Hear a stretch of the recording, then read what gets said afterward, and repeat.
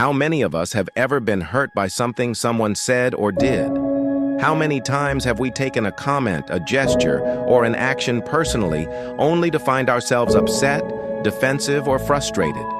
I know I have. And I bet if you're honest with yourself, you have too. But what if I told you that the key to freeing yourself from this cycle of hurt, frustration, and conflict is simpler than you think? What if I told you that you don't need to take anything personally? This idea comes from Don Miguel Ruiz's book, The Four Agreements, where the first principle is this: don't take anything personally. Now, I know that might sound a bit strange at first. After all, don't we want to be seen and understood? Don't we want to matter to others? Isn't it normal to feel hurt when someone criticizes us or doesn't acknowledge us? Yes, it's natural to care. But here's the truth. What others say and do has nothing to do with you. It's about them. Think about it. Every action someone takes, every word they speak comes from their own perspective, their own experiences, their own emotional state. People are constantly reacting to their own beliefs, fears, and insecurities. And too often, we think that everything they say or do is a reflection of us. But it's not. Their words and actions are a reflection of their inner world, not our worth. So why do we take things personally in the first place?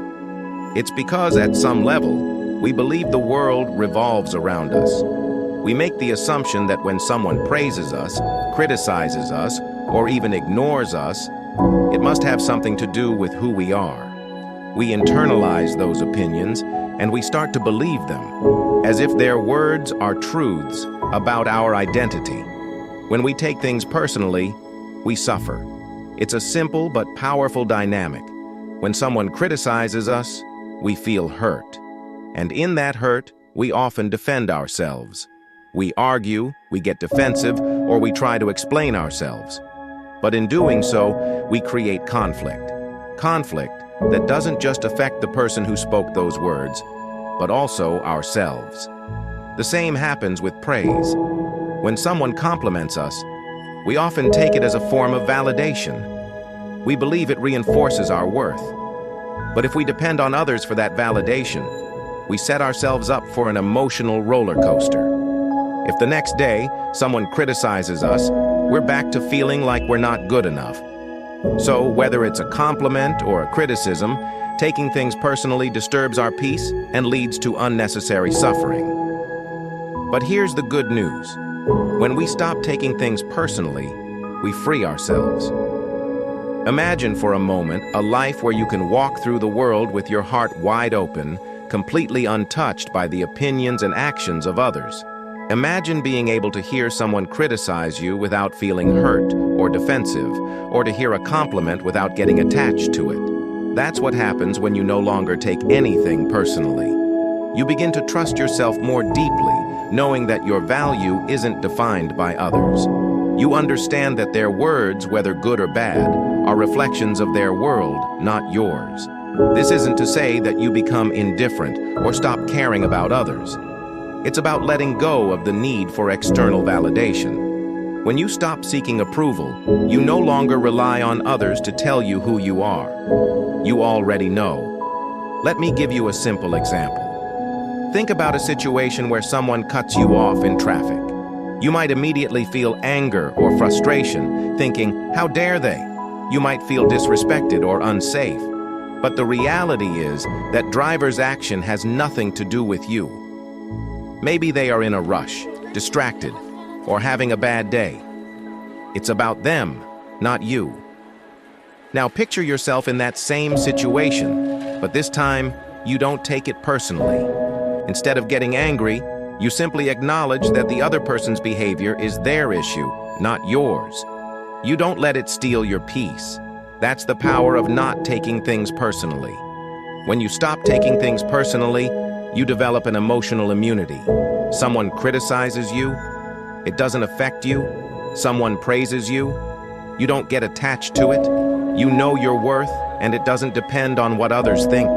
This emotional resilience allows you to go through life with more joy, more peace, and less drama. You won't need to defend yourself against every slight. You'll simply be yourself without fear of being judged or misunderstood. And most importantly, you'll be able to love freely. Because love isn't about what others think of you. It's about what you choose to give without expecting anything in return. When you trust yourself, you no longer feel the need to defend or explain yourself. You trust your judgment, your actions, and your choices. You get to decide how much weight to give to someone's words.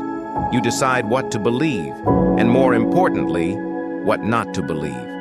You are no longer a victim of other people's opinions. You become the master of your own emotional life. And that's where true freedom lies. By choosing to not take anything personally, you can walk through life with an open heart. You can say, "I love you," without fear of ridicule or rejection. You can ask for what you need without guilt.